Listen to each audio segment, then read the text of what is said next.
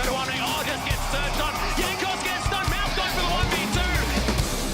They have to play really cautiously, carefully. Goes back into the base dive.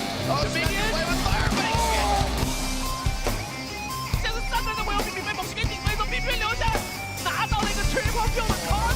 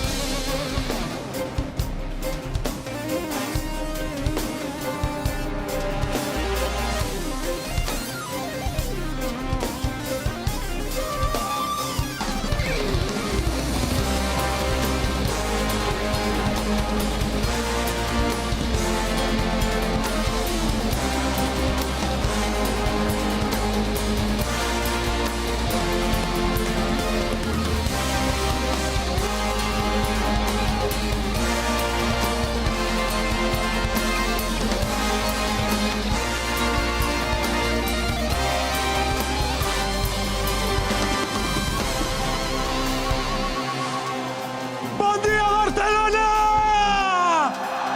Benvinguts, bienvenidos al All-Star de League of Legends 2016. Hemos reunido a 30 de vuestros jugadores favoritos. Durante los próximos 4 días lucharán codo con codo para defender a sus regiones y demostrar quiénes son los mejores. Han llegado para incendiar la grieta del invocador, el equipo de All Stars compuesto por la LCK de Corea, la LCS de Norteamérica y la GPL del sudeste asiático. ¡Un fuerte aplauso para el equipo! ¡Fuego!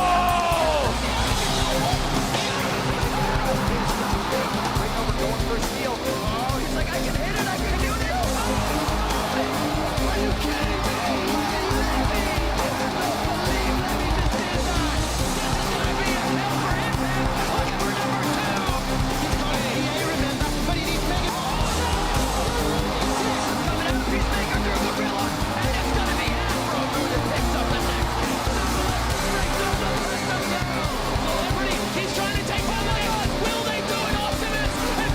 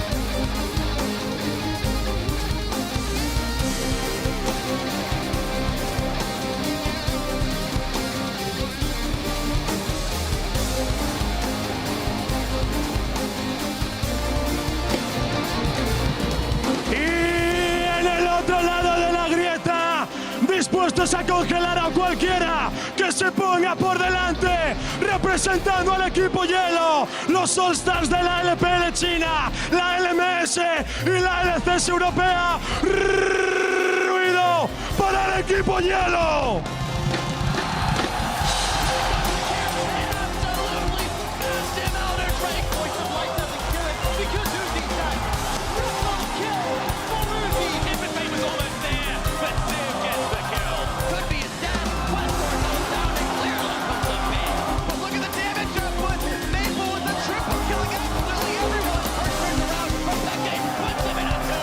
Freezes back into the tower, but he's going to be locked down. Double kill.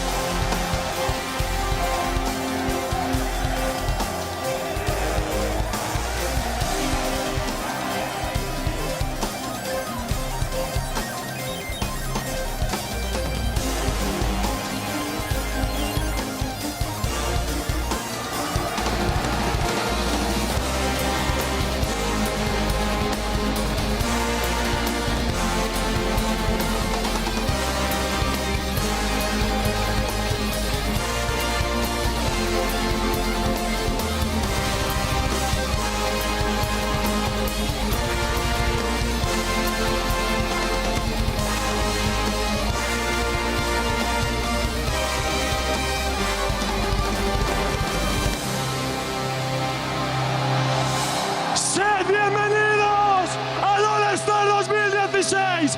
¡Que comience la batalla!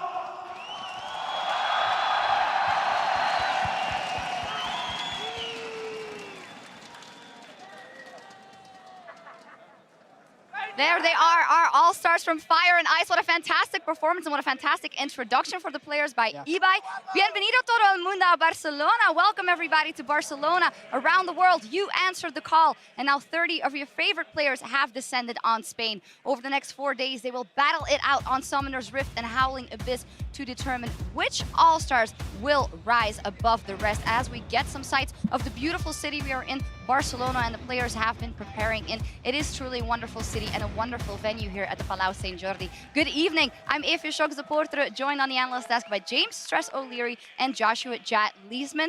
Quite the intro there for the player. Ooh, you know, a great, exciting, fun intro, and it's going to be a fun week. This is the point of the year. Worlds is done. We're at the end of the season, so let's create some mayhem. Yeah, one way to make an entrance is just shooting fire into the stadium, and you can feel the heat of it all the way up here. I'm just looking forward to seeing the best players play on this patch for the first time, right? Like, we've seen IWCA, we've seen people in solo queue, but I don't think we've ever seen players at this level play on this patch yet, so that's what I'm excited for. Definitely so much to see, and we'll be covering everything from here, but we are not alone in that here in St. Jordi. Our international broadcast partners are also helping us out to bring the tournament around the globe in over 15 languages. There you see some of our colleagues from the LVP, and of course, as always, the team from Korea's OGN, bringing you all the action as well. Now, after a year full of amazing League of Legends moments, we have gathered here to celebrate. Superstars from 6 regions have been divided into 2 teams, Team Fire and Team Ice. First up in Team Fire, we have North American LCS, Korea's LCK, and Southeast Asia's GPL, specifically the Vietnamese All-Stars. And then in Team Ice, the European LCS, the League of Legends Master Series, and China's LPL. What are we thinking of the division here of teams? Is Fire notably stronger? Is it Ice? Rather convenient. The North American LCS got placed with the LCK again, tried to defend the Team Fire championship from last year. I like the chances of Team Fire if I'm just looking at that, because I feel like the NA All-Star team, just the players that got voted in, are actually pretty strong. But you never know with NA's chances coming to these international events, right? Yeah, oh, there we go. I have a quote from Mithy, actually, who said when he was taking a look at the teams, we're playing versus the NALCS, that is the LCK and European imports, but you call it NALCS? Fine. That's exactly what it is. Yeah. There's some pretty stacked lineups, but there's a lot of game modes and a lot to get before we determine a winner. And the winner of All-Star this year is going to be determined by who gets 1,000 points first. There are a total of 1,950 up for grabs, and they're going to be split all across the game modes. Yeah, so obviously there's a different point system for each game. The regional games that are the normal Summoner's Rift games are worth 100 points. The 1v1 actually has a pretty hefty amount of points as well that could actually all go to one team if, say, Team Fire or Team Ice dominated the 1v1, 250 for first place, all the way down to 50 points for third or fourth.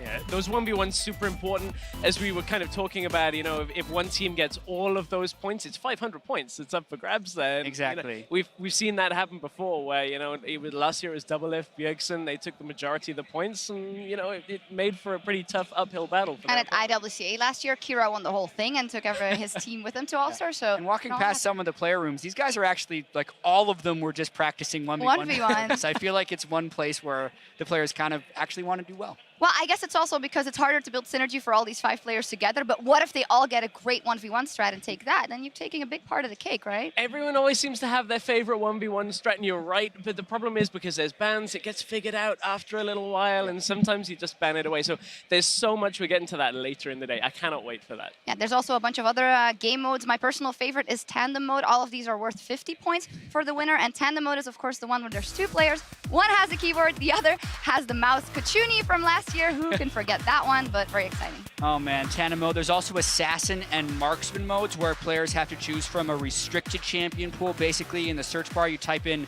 Marksman for Marksman mode and Assassin for Assassin mode, and those are the only champions you can play. Also, you have to build only offensive items in those modes. Yeah, no tanks in either of those modes, thankfully, but we might see a couple of tanks in one for all. One of the fun modes we had from IWCA, we had a lot of Zags coming out, we had some Javans come through as well. So that's the mode where everybody votes on their team for a champion to play. All 5 members of that team are going to have that locked in. That gave us last year 10 Blitzcranks. I wonder whether we'll see anything like that again. It's always Jarvan fun. versus Yasuo again. Yeah. Like, that was actually a really great thing if people were watching. IWCA, or just go back and watch the 1-for-all between Yasuo and Jarvan. Like, there's some really fun combinations you can see, especially when you have really good players playing that wacky game. Brazil versus Oceania, 5 Zax with a ZZ-Rot portal. That was fantastic. so funny and at the same time so frustrating, because we were talking to the Oceanic team and they said, oh, we'll just, escape. No one can catch Ezreal. 3 Zax come flying in. They Zac suddenly can catch hit. Ezreal. Yeah, when there's 3 of them all ulting as well. Craziness. I hope somebody's got something new as well that we're going to get We'll to see, but it is something we can see come out as we are here on patch 6.23 for the All-Stars Madness. That is preseason +1, and in IWCA we said, okay, Assassins, all these reworks, everything's gonna come out, and it was tanks. Surely with so many champions changed, we were looking at it, Assassins were going to be the name of the game on preseason, as you alluded to. A lot of people talking about the strength of Talon. We didn't see any of that.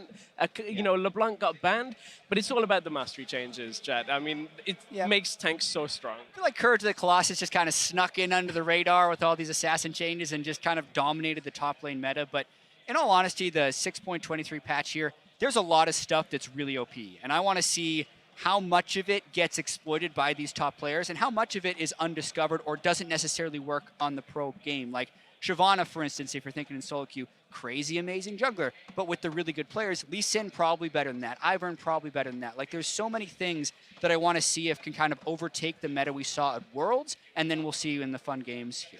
And as you alluded to from IWCA, that's teams that were kind of thrown together from their own regions as well. So now I want to see if, the likes of Korea's players are going to bring something that they've been playing that nobody else has really seen. One thing's kind of for certain, Nautilus, such a high priority in the top lane right now because of how stupidly broken with his W as well. Gets 53% of his max health as a shield. It's crazy. You just cannot kill him. Unkillable. Yeah. We'll see what happens. And of course, as you say, pro players, so they're definitely at a highest level, but they haven't had that much time to work together. So maybe they go for something that is better to execute. I know in the Assassins modes, for instance, you can pick Nocturne and Pantheon, and we saw that in the IWCA as well, coming out of the GPL, using that as a strategy. So it'll be interesting to see if they go strategy crafted or just have fun and, rely on our own prowess. Yeah, I mean, I feel like a lot of these players are going to be playing mostly to show off, and the really in-depth strategy isn't going to be there. And I think that's totally okay. I was talking to Doublelift on the way in. He hadn't necessarily researched like, oh, these are the best things for Assassin mode, and he hadn't gotten out his theory crafting. But he says he has been playing probably more than a lot of these other guys, because we have to remember we're pretty much in the off-season everywhere in the world. So the question is, how fresh will these guys be? Who has figured out the game the most at this point? And honestly, who's just going to have the most fun? Well, to that, we also saw yesterday EU was sightseeing a bit and going around the city. And then on the other hand, Bjergsen tweeted that they were practicing really hard. So team bonding, it is just as important as anything else. It's what we've learned. IWCA, we saw the SEA team. They've now played 2 tournaments. They're here for their 3rd as a team.